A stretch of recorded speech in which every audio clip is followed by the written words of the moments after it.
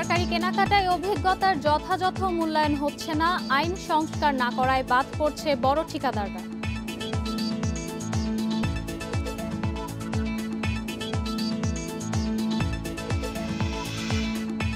রপ্তানি খাতের বেকার শ্রমিকরা পেলেন বিদেশি প্রণোদনা, সহযোগিতা করছে ইইউ ও জার্মান সরকার।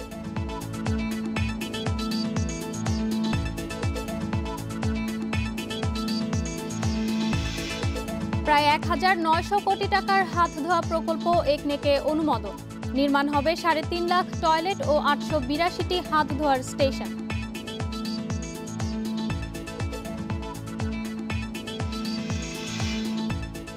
আমন্ত্রণ অর্থনীতি সারাদিনের সাথে আছে মিশরাত সুমা। শুনছিলেন শিরোনাম, জানাবো বিস্তারিত সংবাদ। সরকারি ক্রয়ে অতীত অভিজ্ঞতা মূল্যায়নের বর্তমান ম্যাট্রিক্স পদ্ধতিতে ঠিকাদাররা কাজের সমান সুযোগ পাচ্ছেন না। তাই সঠিক প্রতিযোগিতার মাধ্যমে যোগ্যতা সম্পন্ন ঠিকাদার বাছাইয়ে নিয়ম সংশোধনের দাবি জানান তারা। পরিকল্পনা মন্ত্রী জানান, সরকারি ক্রয় পদ্ধতি আধুনিকায়ন করে স্বচ্ছতা ও জবাবদিহিতা বাড়াতে প্রয়োজনে সংস্কার করা হবে। সরকারি কেনাকাটায় দরপত্র আহ্বানের নিয়ম থাকলেও অনেক ক্ষেত্রে দাম গোপন রাখা সম্ভব হয় না।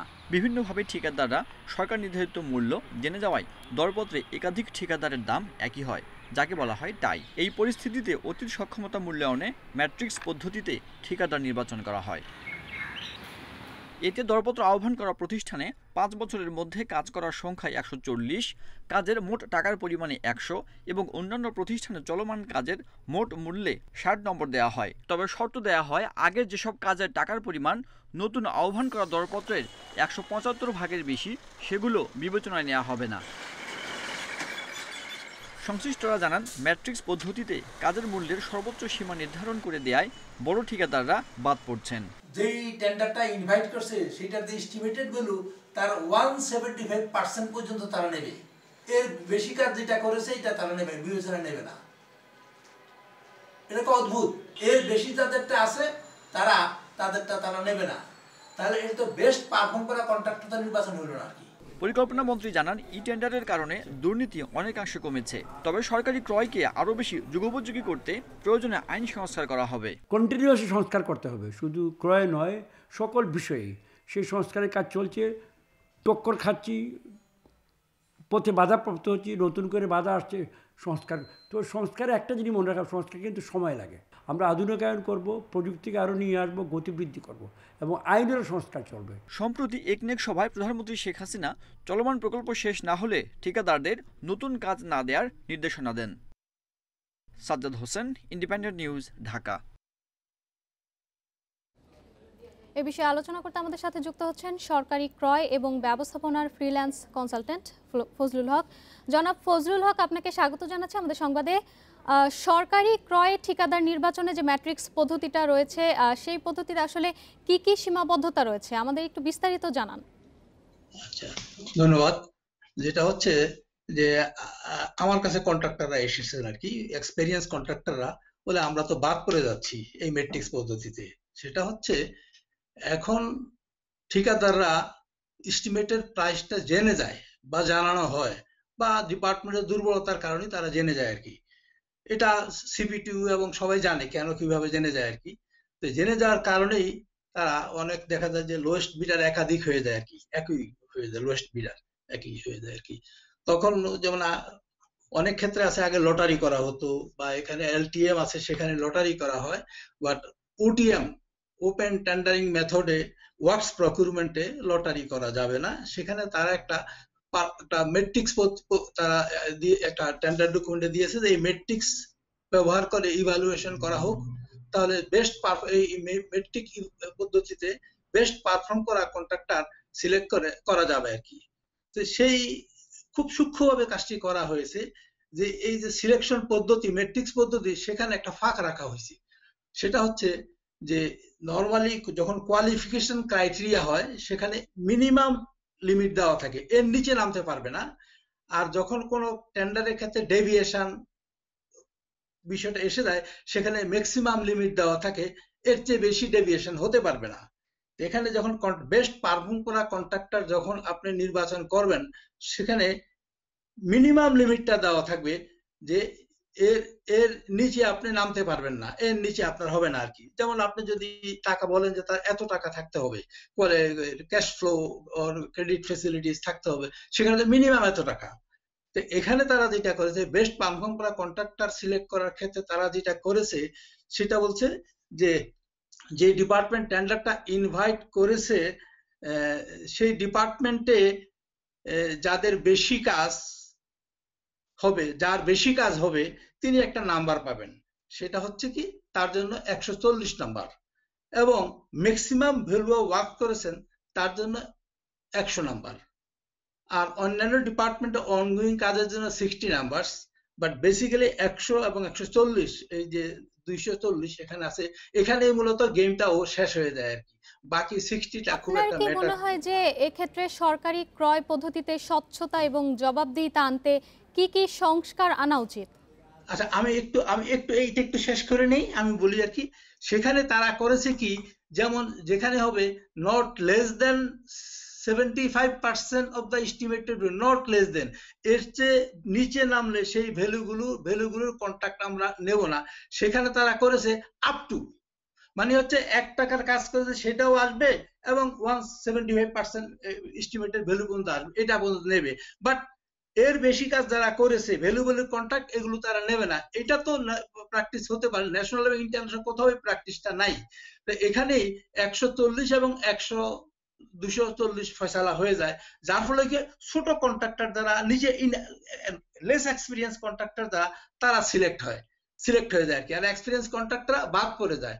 আর একবার যদি বাদ পড়ে যায় তার পরিণতি কিন্তু খুব ভয়াবহ হয়, পরবর্তী পর্যায়ের কন্ট্রাক্টে তার টার্নওভার কমে যায়, তিনি আর কোয়ালিফাই করতে পারেন না। আপনার কি মনে হয় যে এই পদ্ধতিতে স্বচ্ছতা জবাবদিহিতা আনতে কি কি সংস্কার আনা উচিত? একটা সিম্পল একটা ওয়ার্ড, যেটা ওয়ার্ড হচ্ছে যে এখানে অনলি যদি আপনি বলেন not less than or minimum 75%, এই শব্দটা ওটা রিপ্লেস করে দিয়ে হয়ে গেছে আর কি, নট লেস দেন অথবা মিনিমাম 75%, তাহলে এক্সপিরিয়েন্স কন্ট্রাক্টররা চান্স পাবে আর কি। এই হলো একটা আর কি।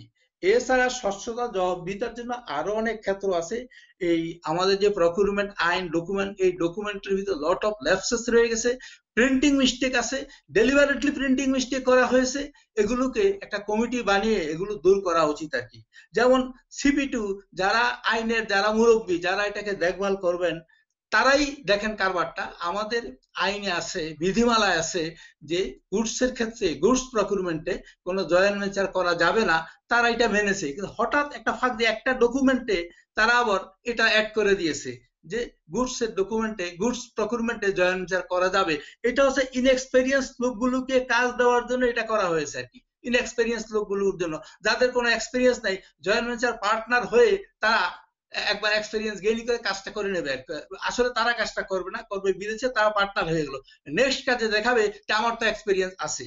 তো এই যে তারা ভায়োলেট করলো, তারা নিজেরাই আইনটা ভায়োলেট করলো, যে গুডস এর ক্ষেত্রে জয়েন্ট ভেঞ্চার করা যাবে না, তারা সেখানে গুডস এর ক্ষেত্রে জয়েন্ট ভেঞ্চার, এবং এটা কারো খোঁজ নাই, একটা ডকুমেন্টের ভিতরে খুব সূক্ষ্মভাবে এই ডকুমেন্টটা এই ক্লজটা অ্যাড করে দিয়েছে আর কি। এইরকম lot of lapses, lot of তারা ভুলগুলো করেছে। যেমন একটা তারা করেছে খুব সিরিয়াস, তারা একটা করে রেখেছে, যেমন ইন্টারন্যাশনাল টেন্ডারে তারা বলছে ডোমেস্টিক প্রিফারেন্স রাখবে, সেটা ছিল আগে অপশনাল, সেটা তারা ম্যান্ডেটরি করে দিয়েছে। এখন ম্যান্ডেটরি করার কারণে হয়েছে কি, যখন আপনি ডোমেস্টিক প্রিফারেন্স রেখেছেন ওয়ার্কসের ক্ষেত্রে 10%, গুডস এর ক্ষেত্রে 15%, তাহলে বাজেটে আমার এত টাকা, কেউ 10% বেশি দিও, 15% বেশি দিও, তিনি লোয়েস্ট বিডার হয়ে যাবেন। স্বচ্ছতা এবং জবাবদিহিতা আনতে হলে সবার আগে আমাদের আইনের সংস্কার করা উচিত। আপনাকে অসংখ্য ধন্যবাদ আমাদের সাথে যোগ দেওয়ার জন্য। আমরা আলোচনা করছিলাম সরকারি ক্রয় এবং ব্যবস্থাপনার ফ্রিল্যান্স কনসালটেন্ট ফজলুল হকের সাথে। জানাবো পরবর্তী সংবাদ। এবারে জানাবো পরবর্তী সংবাদ। করোনা পরিস্থিতিতে ক্ষতিগ্রস্ত রপ্তানিমুখী শিল্পের 1794 জন শ্রমিক পেয়েছেন বিদেশি প্রণোদনার অর্থ। প্রথম ধাপে 3000 টাকা করে 3 মাস প্রণোদনা দেওয়া হচ্ছে। পর্যায়ক্রমে আরও অন্তত 8000 শ্রমিক পাবেন আর্থিক সহায়তা।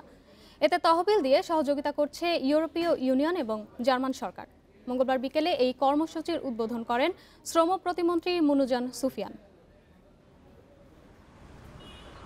করোনার প্রভাবে দেশের বিভিন্ন শিল্প কারখানায় উৎপাদন বন্ধ থাকায় চাকরি হারান রপ্তানিমুখী বিভিন্ন শিল্পের অনেক শ্রমিক।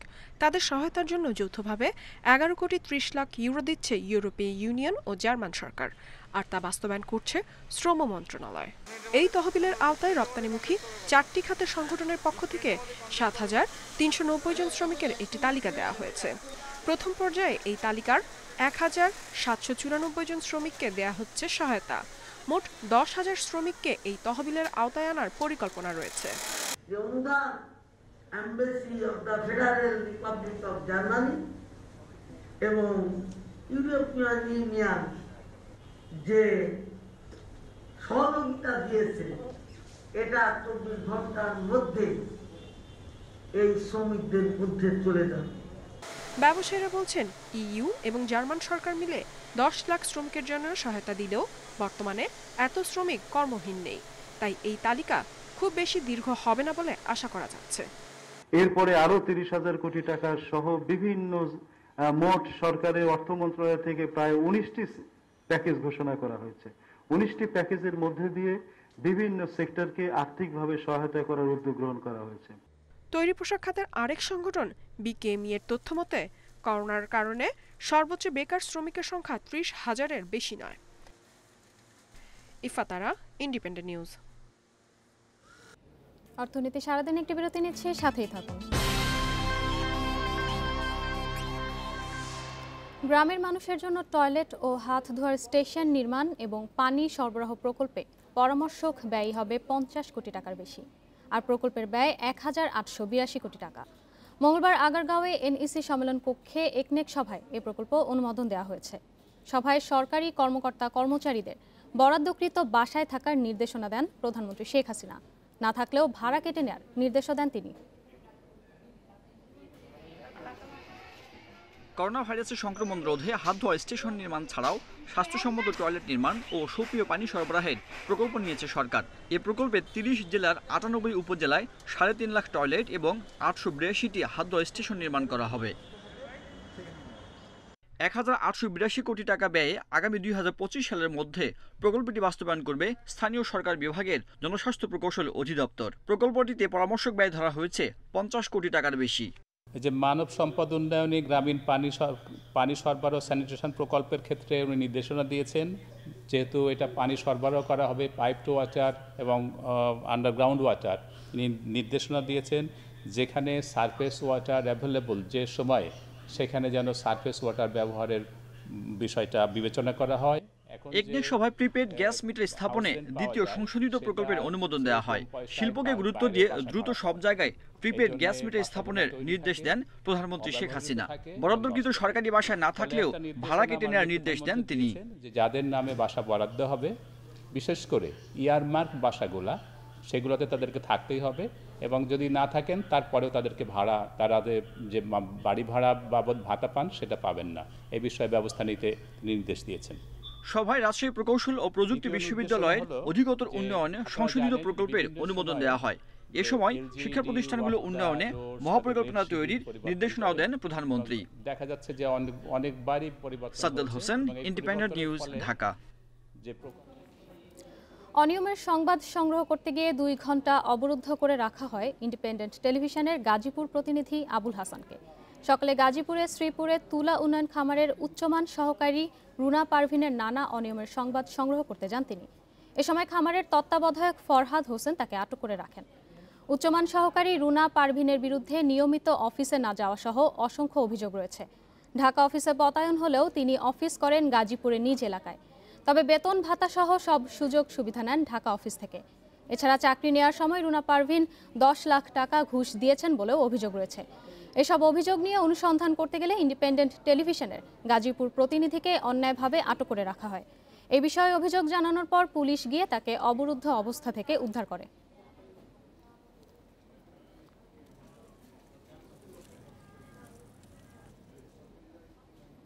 এই ছিল আজকের অর্থনীতি সারাদিন। ইন্ডিপেন্ডেন্ট টেলিভিশনের সব খবর আরও জানতে চোখ রাখুন ফেসবুক, ইউটিউব এবং টুইটারে। আমন্ত্রণ আমাদের পরের আয়োজনে।